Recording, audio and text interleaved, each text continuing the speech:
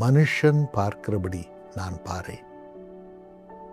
மனுஷன் முகத்தை பார்க்கிறான், கர்த்தரோ இருதயத்தை பார்க்கிறான். ஜனங்கள் ஒருவருடைய புகழ்ச்சி, பெருமை, பெயர், அந்தஸ்து, செழிப்பு எல்லாவற்றையும் பார்க்கிறார்கள்.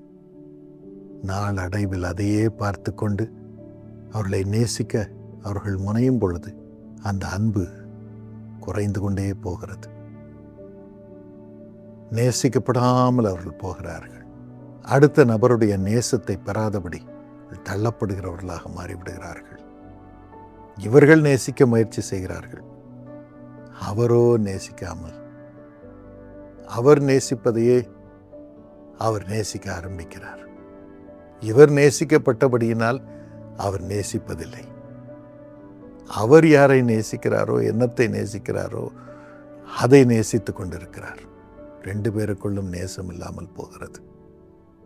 எனக்கு அருமையானவர்களே, நான் ஆண்டவர் சொல்லுகிறார், நான் உன்னுடைய இருதயத்திலே என் மீது நேசம் இருக்கிறதா என்று நான் நோக்கி பார்க்கிறேன். அப்பொழுது என்னிடத்திலிருந்து நேசம் உனக்கு வரும். நீதிமொழிகள் 21:2 வாசித்து பாருங்கள். மனுஷனுடைய வழியெல்லாம் அவன் பார்வைக்கு செம்மையானதாக தோன்றுகிறது.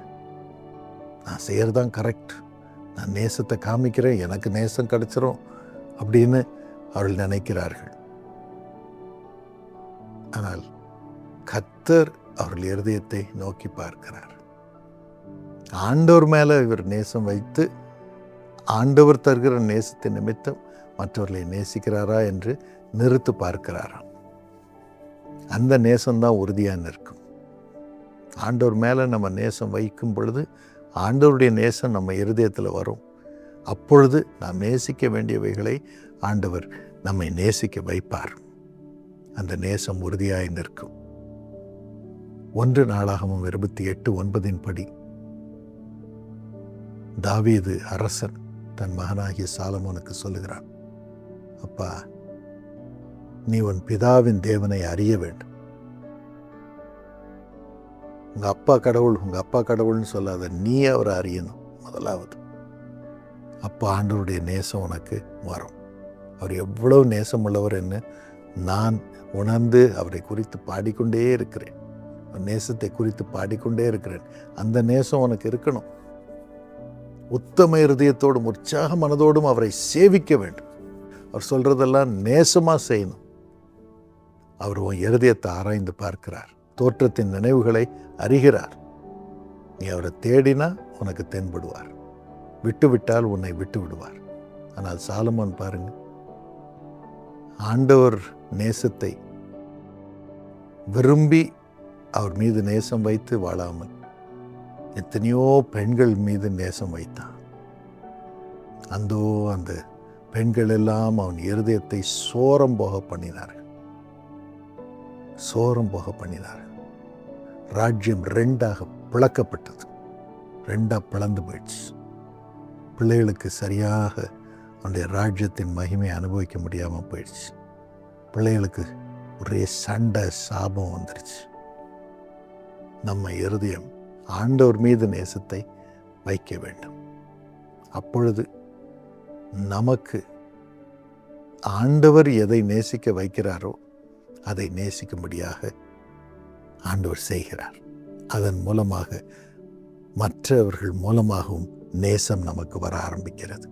உலகத்தின் மக்கள் நம்மை நேசிக்க ஆரம்பிக்கிறார்கள்.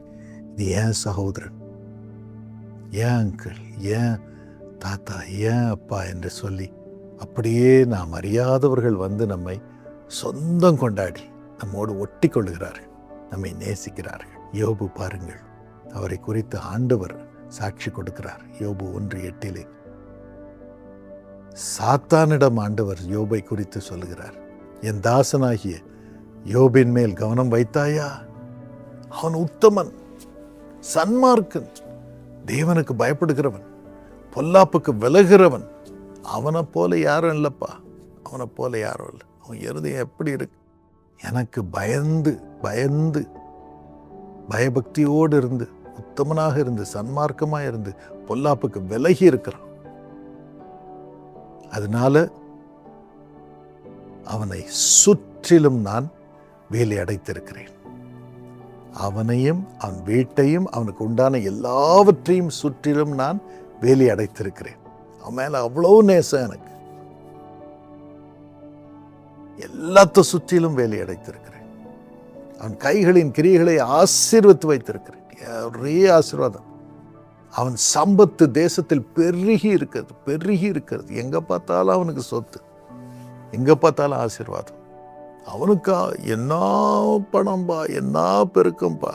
பிசாசின் மக்கள் சொல்லுகிறார்கள், வயிறு எரிகிறது அவர்களுக்கு.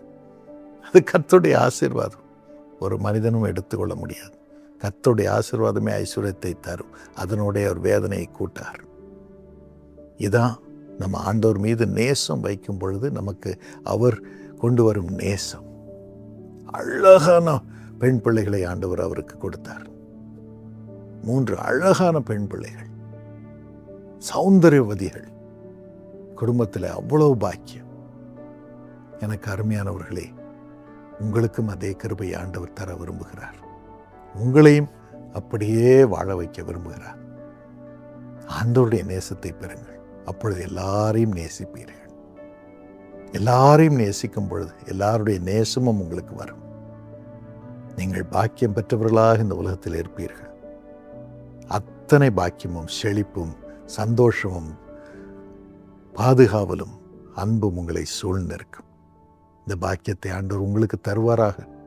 இயேசு அழைக்கிறார் ஊழியத்தில் இணைந்து பங்காளராக இருந்து எத்தனை மக்களை இயேசுவின் அன்பின் நிமித்தம், நேசத்தின் நிமித்தம் நீங்கள் ஆசீர்வதித்துக் கொண்டிருக்கிறீர்கள்.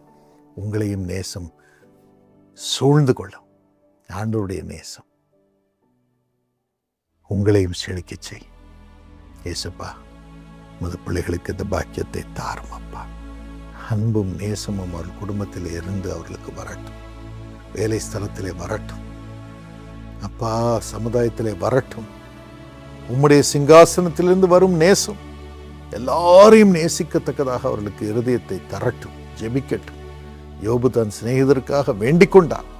அப்பொழுது அவன் இழந்தவைகளை எல்லாம் ஆண்டவர் 2 மடங்கு அவனுக்கு திரும்ப கொடுத்தார். அப்படியே உமது நேசம் இவர்களுக்கு செய்யட்டும் சுவாமி, செய்யட்டும். எல்லாரையும் நேசித்து அவர்களுக்காக தொடர்ந்து ஜெபம் செய்ய, ஊழியத்திலே பங்காளராக இருந்து ஜெபம் செய்ய கிருபைத்தார். ஆசீர்வாதத்தின் நாட்களை அவர்கள் மீது வைக்கிறோம். ஆசீர்வதித்து காத்துக்கொள்ளும் இயேசுவின் நாமத்தில். ஆமென். God bless you.